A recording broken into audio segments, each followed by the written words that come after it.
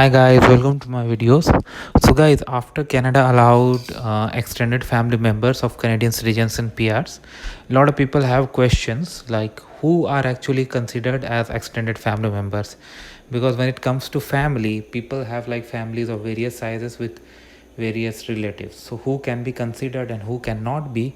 That is why it's really important to understand who are actually included in this perimeter.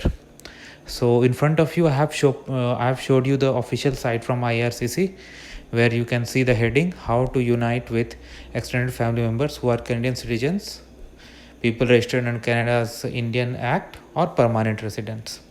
To be considered an extended family member of a Canadian citizen, person registered under Canada's Indian Act, or permanent resident, it depends on who you are related to and how. So if your relationship is with a Canadian citizen, person registered, or permanent resident, you must be in an exclusive dating relationship, have been in a relationship for at least 1 year, and have spent time in the physical presence of that person at some point during the relationship.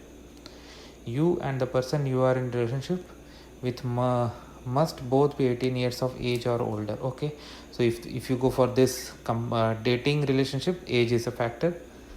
Then a non-dependent child, adult child. Okay, a grandchild, dependent child of a non-dependent adult child, a sibling, half sibling, or a step sibling, a grandparent.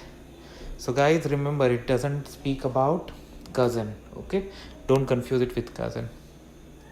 If you are related to the spouse or common law partner of a current citizen, person registered, or permanent resident, you must be.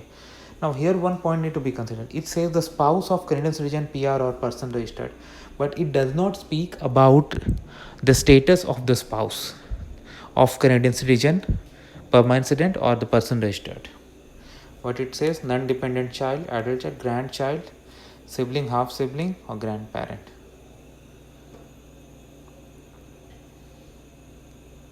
Then if you are related to someone in an exclusive dating relationship with a Canadian citizen, person registered under Canada's Indian Act, or permanent resident, you must be a dependent child, non-dependent child, grandchild. So again, it speaks about someone who is in exclusive dating relationship with a Canadian citizen, person registered, or permanent resident, but it does not speak about the status of the person.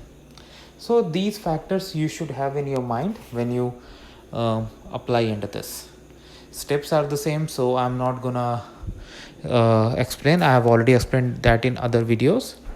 So this is what it is, guys. So I hope you like this video. Make sure you give it a like, comment, and if you have any concern, any question, anything that comes in your mind, feel always absolutely free to ask. Thank you, guys.